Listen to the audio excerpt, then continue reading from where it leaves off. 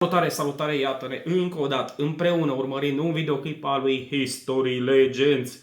Videoclip care face referire la pregătirile ofensivei de iarnă ale Rusiei și din titlu aflăm că Rusia plănuiește să zdrobească Ucraina. Rămâne de văzut ce se va întâmpla. Let's go, baby! Historically, the Russians tend to have a poor start of the war. But eventually they learn and build up their forces.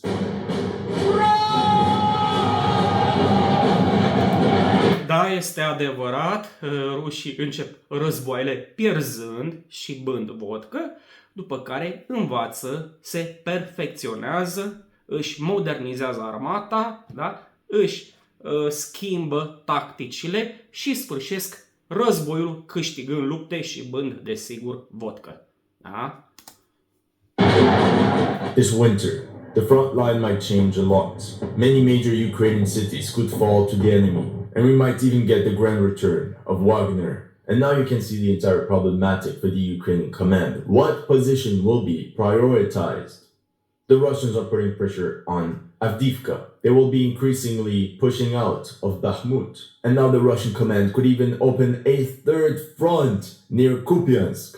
That's three positions that are threatened. And thus, the entire strategy, Ukraine won't have enough reserves to defend all three of these cities at the same time. Even the mighty 47... Este puțin așa, cum să spun, că dacă rușii s-ar fi concentrat pe o singură direcție, nu pe trei, da, atunci și inamicul și-ar fi concentrat toate trupele pentru a apăra respectiva direcție. Da? Acum rușii în trei direcții atacă, evident că și ei își divizează forțele, da, cu care atacă, dar la fel și apărătorii sunt nevoiți să-și împartă forțele în trei. Ok, deci cam tot pe acolo.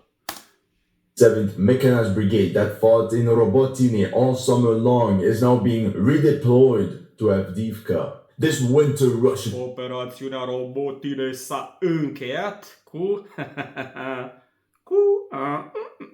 cu nimic. Treceți mai departe.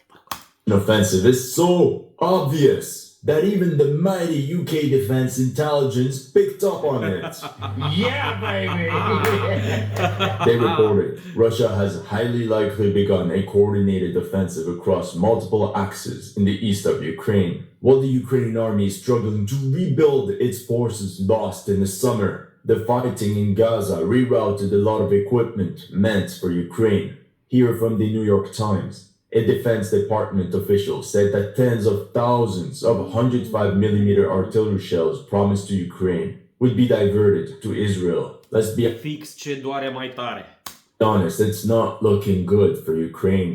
On top of that, Se pare că cel mai complicat, da, e nu să fii adversarul Statelor Unite, ci aliatul Statelor Unite. Atunci doare și mai tare. the US is also beefing up Israel's Ce s-a întâmplat? Că vom sprijini Ucraina până la sfârșit care va fi negreșit o victorie a forțelor binelui împotriva forțelor întunericului conduse în luptă de sângerosul dictator Putler. Ce s-a întâmplat? air defense by deploying one THAAD battery and at least 2 additional Patriot batteries, all of which could have been very useful to protect Ukrainian... Ce am făcut, mă, nene, mă? În loc să băgăm Patriotul, marele vânător de chinjaluri, da? Să apere teritoriul ucrainean, îl trimitem la Israel ca să apere Israelul de niște rachete făcute de niște băieți pe genunchi în niște canale. A? Ce am făcut? positions from Russian airstrikes. Welcome to History Legends, and here are the latest news of the Russo-Ukrainian war. If you're new to the channel, make sure to like and subscribe. Și pe voi vă rog să dați cu pumnul în butonul like și să vă abonați dacă nu sunteți abonați. As you know, some of my videos have been targeted with limited or no ads, so make sure to check out my Patreon or PayPal to keep the show running. Thank you. Și eu vă mulțumesc vouă pentru susținerea pe Patreon și din postura de membri ai canalului Noaptea Minții. Iar eu, cel puțin atâta știu, nu voi monetiza acest clip, ci o fac din pura plăcere de a îl urmări împreună, că știu că și vouă vă place. To everyone that has already helped, and welcome to the headquarters. First of all, we all know that to go on the offensive, you need a lot of troops. According to the General Staff of the Russian Armed Forces, between January and October 2023, 357,000 volunteers signed contracts with the Ministry of Defense. You heard me right. 357,000! That's huge! First of all, there are the former inmates of Shoigu's Storm Z assault detachments. Each one of these Storm Z detachments is composed of about 100 to 150 fighters, spread out across the front according to the army's needs. According to Mediazona's investigation, in 2023 alone, Russia's prison population decreased abnormally by 54,000. Obviously, we can assume that a lot of these prisoners signed contracts with the Ministry of Defense. Here we even have an exclusive short video about a Storm Z unit attached with veterans of the 200 Separate Guards Motorized Rifle Brigade of the Northern Fleet. And they're now training all together. Ar mai fi și o chestie, nu numai pentru că ar fi scos pușcăriașii, da, de la închisoare pentru a se lupta pe frontul din Ucraina, dar e posibil ca și niște elemente criminale, da, care în loc să umble pe stradă să dea în cap la oameni, s-au gândit, mai bine nu o fac chestia asta cumva legal în Ucraina, sau mă rog, în ceea ce a fost cândva Ucraina, că să nu uităm, Rusia a anexat niște teritorii care acum, din punct de vedere al Federației Ruse, sunt teritorii cât se poate de rusești, iar luptele se desfășoară pe teritoriul Federației Ruse. Go! At the same time, Russia also released a lot of recruitment videos in the past few months, like this one calling for men looking for a greater purpose in life, or this one where Russian soldiers are discussing real estate and buying apartments in Kyiv and Odessa. There are also multiple financial and social incentives for people to enlist. In the end, all this convinced a lot of civilians to sign contracts with the Ministry of Defense. In September, cel puțin nu-i fugăresc cu dubele pe străzi, așa cum se întâmplă în Ucraina. This Russian local newspaper reported that 1,073 people from the Vladimir region had been recruited between mid-April and September. And every 2 weeks or so, they would send another batch of recruits to the training ground. And we can also see that reports of Russian victories in the summer attracted way more recruits. So yeah, people from all over Russia responded to the call to arms. For example, in this video, you have the mayor of the infamous Vorkuta, who volunteered with the detachment of Komi natives as part of the Sibir Volunteer Cossack Brigade. In this picture, we can see a former general of the police force, who volunteered as an infantryman with the rank of lieutenant. Here, Andrei Demietev, father of 6 children, who volunteered for the front as a senior BMP-3 mechanic. And there are many, many more. On the 5th of October, Defense Minister Shoigu visited some BARS units in the southern military district. BARS stands for Boy Armiyskiy Rezerv Specjalny, or Combat Army Reserve Special in English. There are currently up to 10,000 volunteers in BARS battalions numbered 1 to 20 scattered along the front. For example, according to Ukrainian deep state UA, there are 2 BARS in Luhansk and 4 in and around Robotine. That means we don't know the exact location of another 14 of those. By the way, the well-known bearded Cossack, Alexander Mojayev, better known as Cossack Babai, was reportedly KIA as part of one of these units on the Zaporozhye front. Although BARS battalions have been active since the early days of the Russian intervention, they're now being replaced by volunteer battalions. Yeah, it's the same thing, but with a different name. Gotta love Russian bureaucracy. Essentially, each Russian region is responsible to recruit, equip, and supply a certain number of battalions.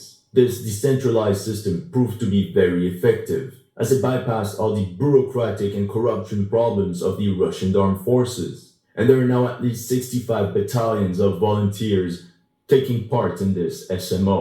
For example, Bashkortostan formed 5 motorized rifle battalions, some of which are even using the latest T-90Ms. St. Petersburg also formed 5 of such battalions: Kronstadt, Neva, Pavlovsk, the tank battalion Aurora, and the Leningrad Regiment, whose commander, Colonel Yevgeny Vashunin, was KIA during a counterattack on the 14th of July near Bakhmut.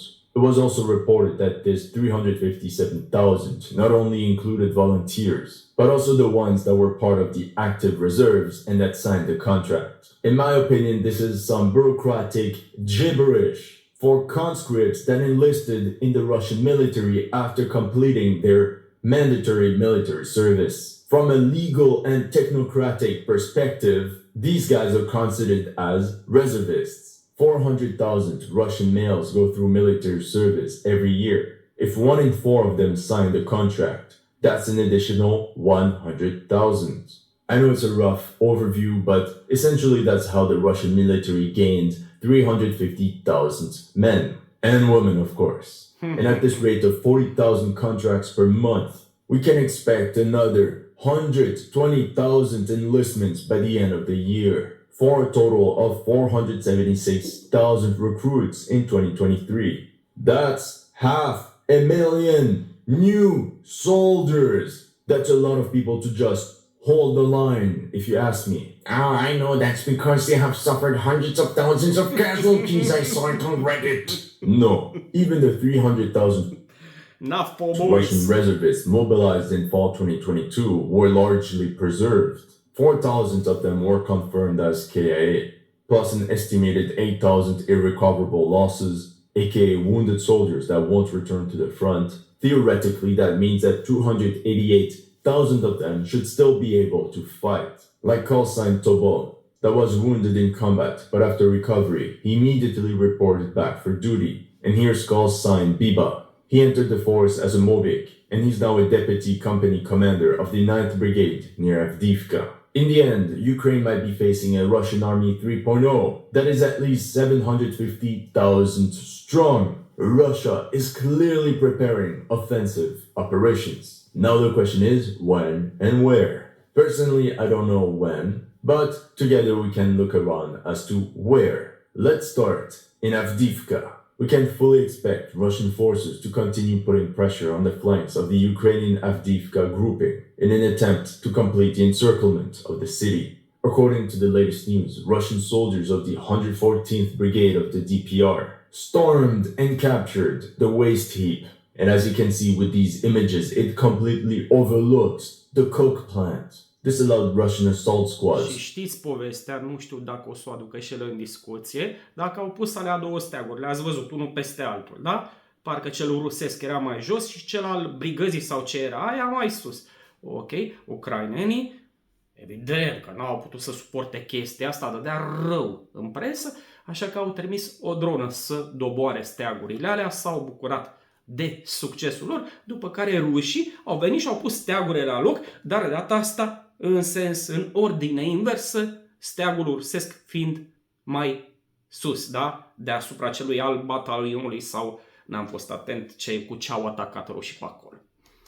To secure the entire east side of the rail embankment north of Avdiivka. In my opinion, the next moves of the Russian command will be to get a foothold in Stepove and clear up the Ukrainian positions further north along the railway line. We could even see an attack towards Keramik and Novokalinove in order to secure this wide flanking maneuver towards Berdishi. Meanwhile, in the south, the next logical step would be to push towards Svierne and Tonenke. And by October 26, the Russians also took control over the quarry north of Opitne, thus tightening even more the encirclement. However, like we've seen, it's not going to be that easy for the Russians. Ukrainians have many heavily entrenched positions all around Avdiivka, all linked up with each other with tunnels and concrete bunkers. In Russian military doctrine, heavy losses are tolerable as long as the objective is worth it. And we can be certain that for Russian generals, the high cost of this gamble is worth the heavy payoff. Another determining factor of this campaign will be the weather, and with the incoming now infamous Rasputitsa. With the main roads under scrutiny of Russian artillery, it will be hard. De după ploi, asta înseamnă Rasputitsa.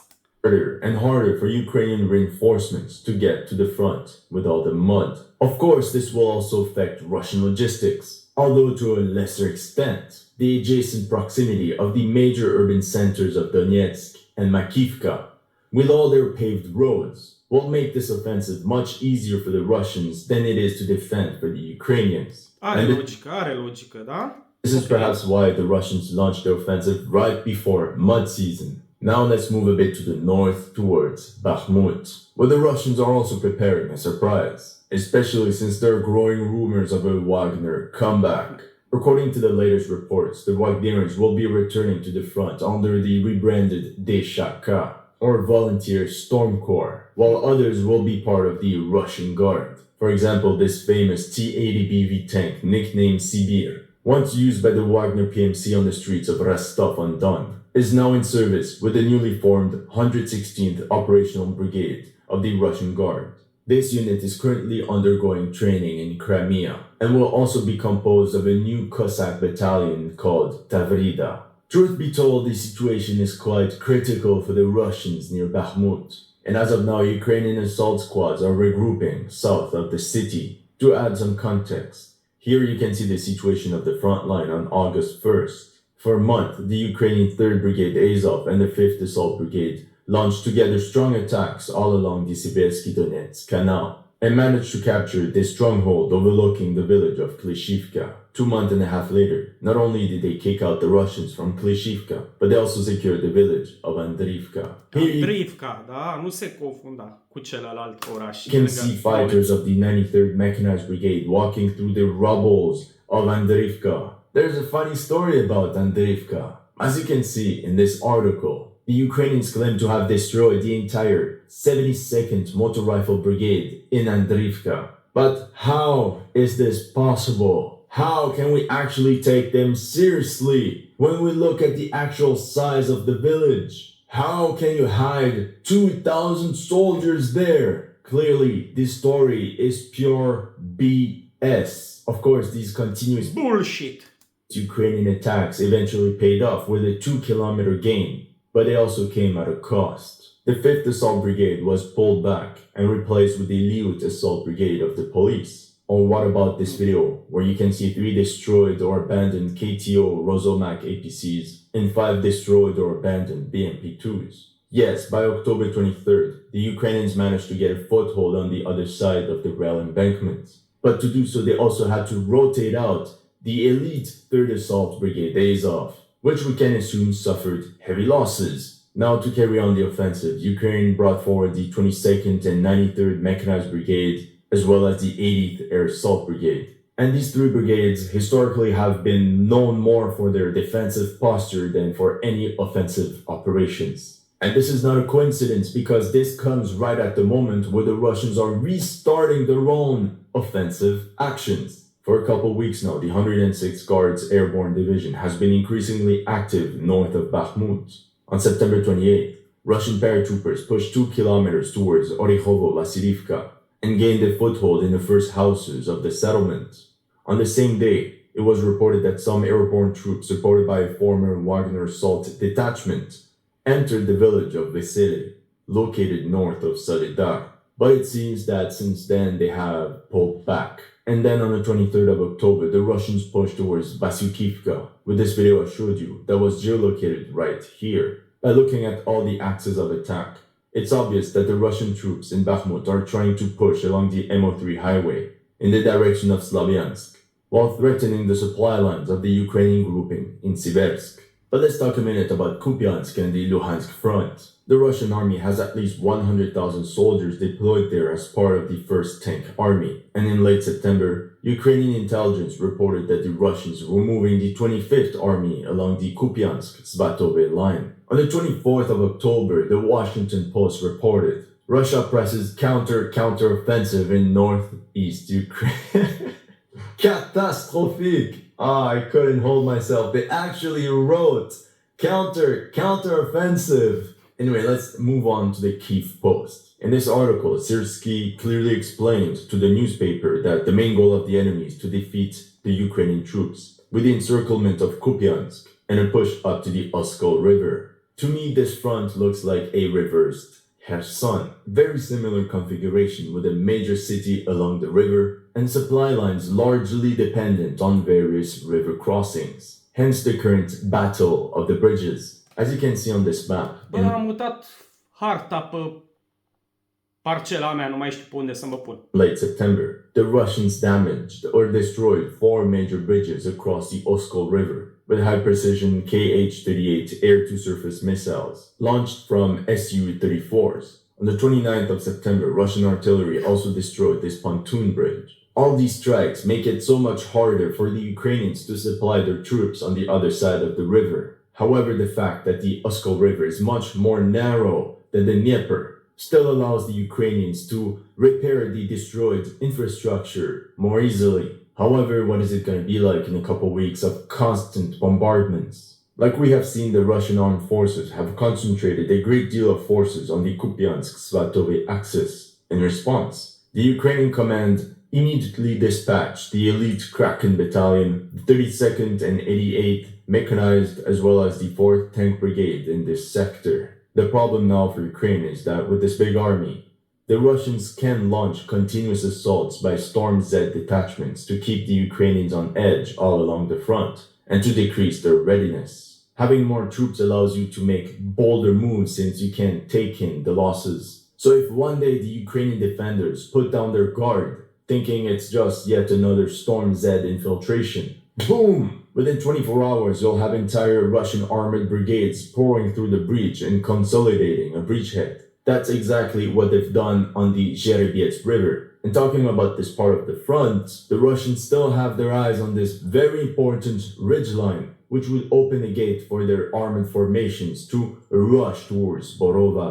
Right now, the Russians seems to increase activity around Ivanivka. In this video, you see a 7-man Russian infiltration squad that was geolocated right here. And a few days later, the Kraken battalion posted a video of a thwarted Russian mechanized infiltration, which was geolocated here. The goal of all this is to find a weak spot in the Ukrainian line of defense. And we can't forget that all this footage is only from Russian units that were detected. There are probably many more we don't know about. The Russian capture of Ivanivka could surround the Ukrainian forces in Kislivka and eventually bring Russian assault squads on the outskirts of Kupiansk. Equally as strategic in the sector is the village of Sinkivka. The Russians have tried to capture this settlement many times through frontal assaults and various maneuvers, but since then all of those have been repulsed. However, since this village controls the gate to Kupiansk, in mid-October, Russian infantry tried again to bypass the village to the forestry and apparently progressed 1.5 kilometers. And 1 week later, a Russian tank was destroyed here after a 1 kilometer push. The Russians could also exploit their current positions in Novoselivske. Honestly, there are many places along the Luhansk front where they could attack. As you can see, the Russian command is skillfully blurring the path of what they plan on doing. However, in my opinion, the most lethal Russian attack would be against Makivka. The village lies vulnerable in a valley.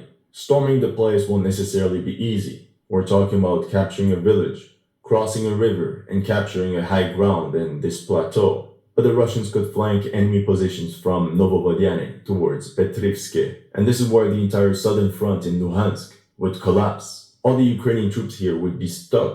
They would not be able to escape from the south because of this bottleneck, and essentially they would only have one exit and would be forced to withdraw or face encirclement. That would be phase 1 of the operation. Phase 2 could be to take the urban area of Zarishny and Torske into a pincer, with an attack both from the north and the east, and then bring the battle right to the gates of Liman, which the Russians have lost in October 2022. And if all this is successful and the Russians feel bold enough, they could even push towards Lozove. And this move would kill 2 birds with 1 stone. Or like they say in Eastern Europe, steal 2 horses with 1 Cossack. Number 1, the Russians positioned on the south, and with the bridges over the Oskol River regularly bombed, the positioning of the Ukrainian army on the east bank of the river will become very strenuous. just like the Russians had to do with Kherson. Oricum noi spunem aia, cu împușcatul iepurilor cu un singur glonț. Da? And there's the possibility that the Ukrainians will have to evacuate the east bank of the river and fall back on Kupiansk proper. Number two, the attack along the Makivka-Torsk axis could be coupled with an attack from Bakhmut, which would take into a pincer the Ukrainian troops in Siversk. I know I've been talking about this maneuver for quite some time, but the threat is real, it's right there. If successful, this set of operations would lay the groundwork for an offensive against Slovyansk for summer 2024. Politically, this would complete the Russian conquest of Luhansk Oblast and allow them to focus their attention on Donetsk Oblast from the north, from the east, and from the south. Despite all the propaganda, of course, the Ukraine command is well aware of all this. And they're currently doing everything they can to avoid such nightmare scenario. On the 23rd of October, Ukraine regrouped battalions of the 72nd, 93rd Mechanized, and 25th Air Assault Brigades to Izium. Currently, their equipment and vehicles are secretly located on the southwestern outskirts of Izium in some wooded area, and their personnel occupy private households abandoned by the locals. This would allow the Ukrainians to have some quick reaction force that could counterattack any Russian attempt against Lozove and Liman. And let me be clear, the Ukrainians have probably many more of such hidden reserves along the front line. Meanwhile, in the north, it was reported that the Ukrainians managed to repair the railway bridge in Kupiansk, and that they're constantly sending reinforcements to the forested area near Sinkivka in groups of 10 to 15 men. Overall, Ukraine has in reserve the 14th, 21st, 41st, 115th Mechanized Brigades, the Da Vinci Walls of the 67th Mechanized Brigade, as well as elements of the 13th Air Assault Brigade, all positioned on the second line, ready to make any Russian offensive extremely painful. That's all I have for you today. Let me know. Mulțumesc și eu pentru că ați vizionat acest videoclip până la capăt. Vă aștept la comentarii. Haide, pa, pa!